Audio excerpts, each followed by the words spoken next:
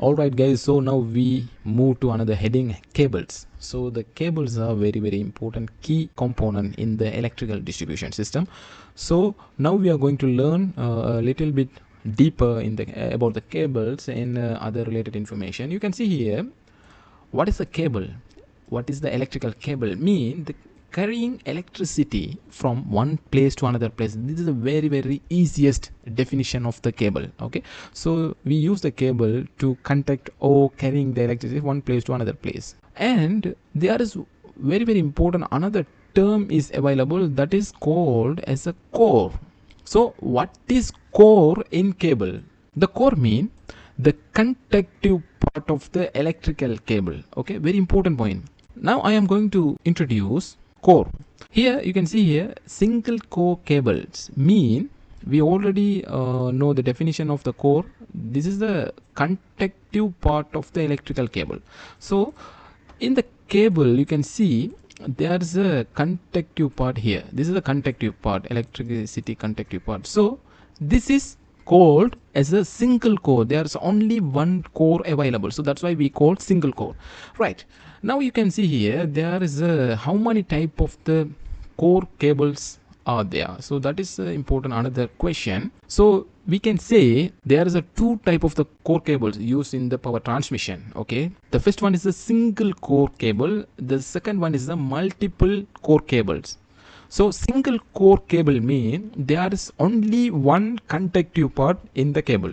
Multi-core cable mean there is a more conductive part inside the cable. So this is the easiest definition for the cores.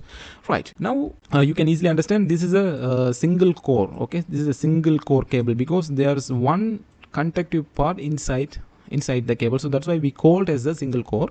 Right, the multi-core mean you can see here there's a electrical cable, but inside you can see there is a many conductive portion, electrical conductive portion. You can see here there is a 1 2 3 4 5, so we called as a 5-core cable. So this is a very important, this is called the 5-core cable. So you can see here there is a 1 2 3, so we call as a 3-core cable. So that is very important. So we have two type, one is single core cable, another is multi-core cable. Inside the multi-core cables we can say 2-core cables, 3-core cables, 4-core cables, like this. So if you have one electrical cable, so inside you can see there's a two conductive part, so we can call as a 2-core cable.